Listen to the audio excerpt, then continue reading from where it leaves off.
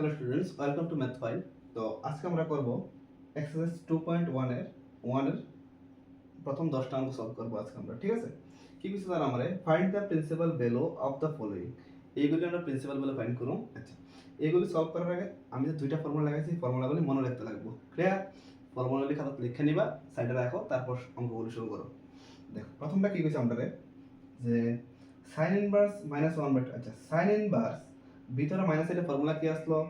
sin inverse এর মনে করো sin ইনভার্স -x থেকে কি করতে পারা যে মাইনাসটা সামনে পাঠিয়ে দিত আর শুধু x হয়ে যেত। সেম হয়তো দেখো আমি মাইনাসটা সামনে লিখে পড়ো sin ইনভার্স 1/2। এবার minus sin inverse 1/2। sin inverse 1/2 1/2 কার মান আসলো? মনে করো 30 ডিগ্রি না? 30 ডিগ্রি মানে কি π/6, তাহলে -π/6। আচ্ছা, এতটুকু করে আমার চেক করতে লাগবো যে আমি যেটা করছি এটা কি রেঞ্জের মধ্যে পড়ে? অবভিয়াসলি রেঞ্জের মধ্যে পড়ে।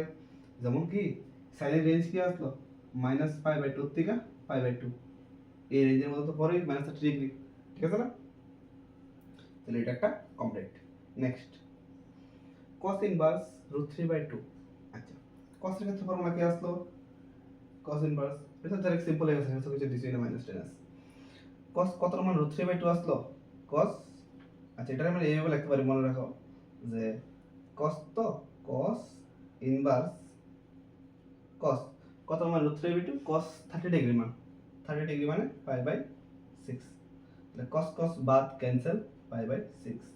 এইভাবে ডাইরেক্ট লিখতে পারো, এইভাবে কইরাও লিখতে পারো অথবা ডাইরেক্টও লিখতে পারো, দুটোই কারেক্ট। আচ্ছা, নেক্সট 3 নাম্বার দেখো cosec 2। cosec 2 কার মান? cosec 2 হতে পারে cosec ইনভার্স cosec sin 30 1/2, তাহলে cos তো cosec 30 means π/6, তাহলে cos cos ক্যান্সেল π/6। ক্লিয়ার? আচ্ছা, tan ইনভার্স। আচ্ছা, tan এর কি করে? tan এর ক্ষেত্রে ফর্মুলা কি আসলো? মাইনাসটা বাইরে করে দেয়, মনে করো tan ইনভার্স শুধু √3। tan কত মান √3? tan 60 এর মান √3, 60 means -π/3। cos inverse minus cos কি করে মাইনাস থাকলে? মনে করো cos এর টাইমে কি আসলো? cos ইনভার্স -x থাকলে কি করতে? পাই মাইনাস cos ইনভার্স x, একটা পাই দিব extra minus cos inverse 1/2 minus পাই মাইনাস cos কত মান 1/2, cos কত মান 1/2 আমরা চিন্তা করি একটু। sin 30 হলে cos 60 হয়ে যাবে। cos 60 এর মান 60 মানে কি?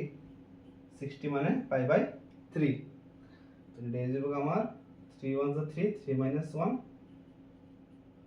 2π/3। আচ্ছা, এবার চেক করো এটা রেঞ্জের মধ্যে পড়তেছি না তো আমরা, নাকি বলে দিছি। cos ইনভার্সের রেঞ্জ কত আসলো? 0 to π, 0 to 90 এর মধ্যে। 0 to 90 আসেনি?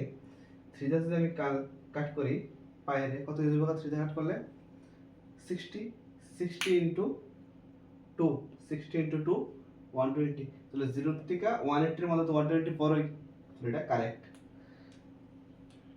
চলো নেক্সট tan ইনভার্স -1। tan কি আসলো? আমরা মাইনাসটা বের করে দেই, tan ইনভার্স 1 এবার শুধু tan কত মান 1, 45 এর মান 45 মানে কি π/4।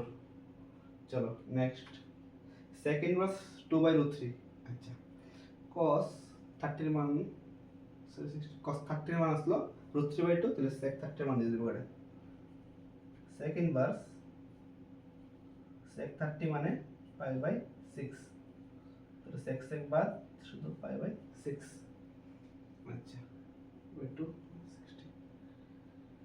60 মানটি ঠিক লিখছিনি, মানটি তো মিলাই লিবা, মানে ঠিক লিখছিনি তুমি তো অলরেডি জানোই মান। আমি জাস্ট করে কনসেপ্টটা দেখাই দিয়েছি তোমরা। 30 মান 30 মান না তো? আচ্ছা ঠিক আছে, চলো next cot inverse √3/2। cot inverse √3/2। আচ্ছা, মাইনাস তো নাই ভিতরে, তো নরমাল হয়ে যাবে। cot কত মান? 30 √3। cot 30 মান 30 মানে কি? 30 মানে হচ্ছে π/6, 30 মানে π/6, ম্যাক্সিমাম তো π/6 হইতেছে। cos ইনভার্স মাইনাস এর বসে দেখো, মাইনাস থাকলে কি হয় ফর্মুলা? একটা পাই সামনে মাইনাস cos ইনভার্স 1/√2 এটা লেখা করবা স্টেপ জাম দিবা নাকি cos কত মান 1/√2 cos 45 এর মান 1/√2 45 means pi by 4 তাহলে 4 1 is 4 4 minus 1 3 pi by 4 বাস 10 নাম্বারটা দিয়ে দিছি তোমরা হোমওয়ার্ক কইরা কমেন্ট সেকশনে আনসার পাঠাইও চলো থ্যাংক ইউ